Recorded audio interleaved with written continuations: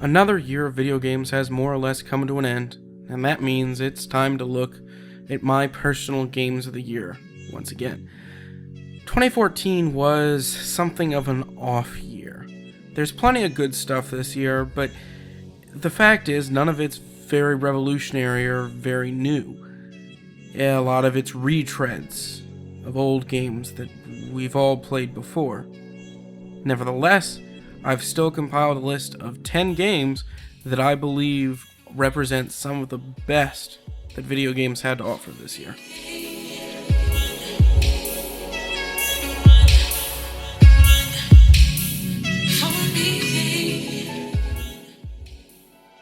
Simply put, the first Forza Horizon is one of the best racing games I've ever played, and for me, its sequel was one of the games that finally managed to sell me on an Xbox One. Horizon 2 improves significantly on the original, offering a fantastic driving experience that straddles the line perfectly between arcade and simulation racing. However, Horizon 2 fails to do anything to really distinguish itself from its predecessor. It does several things better, but it doesn't really do anything new.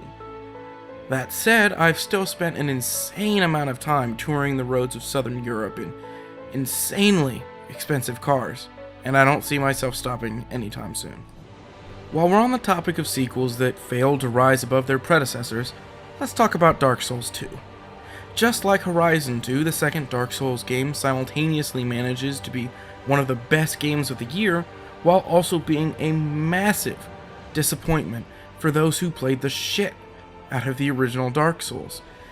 The game nails so much about the quintessential Souls experience, but at the end of the day, it was far too easy to just quickly breeze through, eliminating the ever-present element of challenge that was such an integral part of Demon Souls and Dark Souls.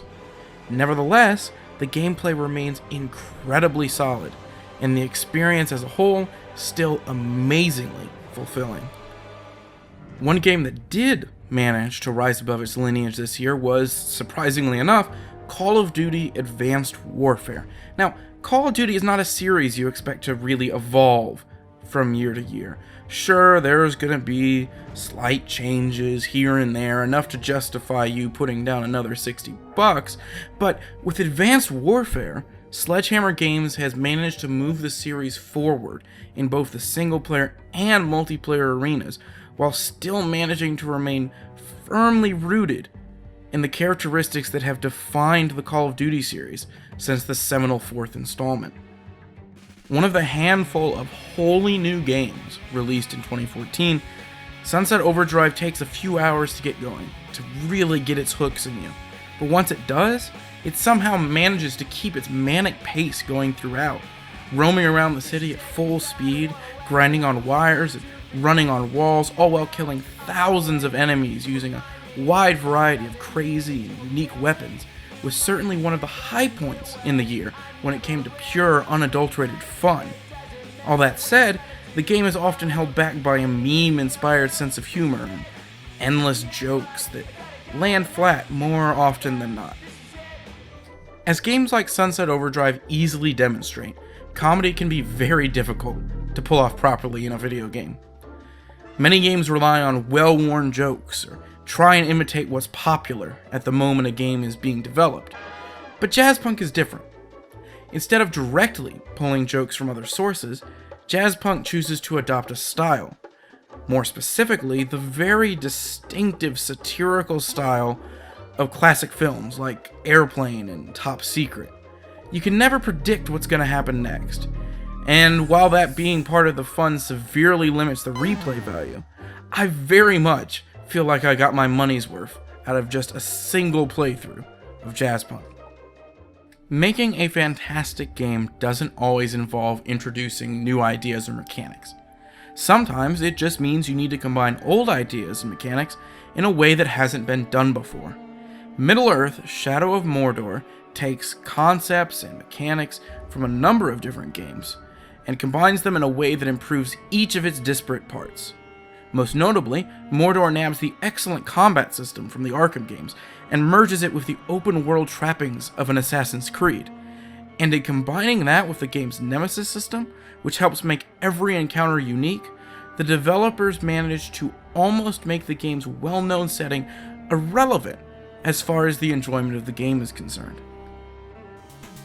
When Mega Man 9 came out, it wasn't revelatory in the sense of being something new. It was revelatory in that you could make traditional 8-bit games in the modern age.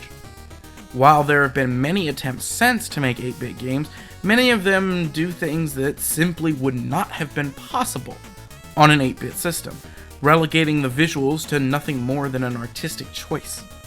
Shovel Knight takes a different approach, attempting to make a true 8-bit classic in the modern age. And simply put, it succeeds beautifully. Everything about Shovel Knight is pitch perfect. From the music to the gameplay, Shovel Knight feels exactly how an NES game would. And more than that, it feels exactly like a damn good NES game would. Most of the time, if you see a TV or movie license slapped onto a game, you have a certain expectation of quality, or more accurately, the lack thereof. Every once in a while, though, a game comes along that not only does its associated property justice, but it stands out as a fantastic game in its own right. South Park: The Stick of Truth is one of these games. Playing through Stick of Truth feels like watching an elongated episode of South Park, and while the combat might often be found wanting, particularly in difficulty level, everything about the environment and writing is so spot on that it becomes very easy to look past the game's comparatively insignificant issues. Wolfenstein: The New Order is a fantastic shooter. Its mechanics are some of the most solid I've had the pleasure of experiencing all year. But that's not what ultimately makes it interesting. Wolfenstein tried its hand at doing something that very few shooters attempt: crafting a believable world and a believable story to go along with it. Aside from a few things that drift a bit too far into the fantastic, Wolfenstein is wildly successful at this, even though its main character can sometimes seem at odds with the mostly serious story.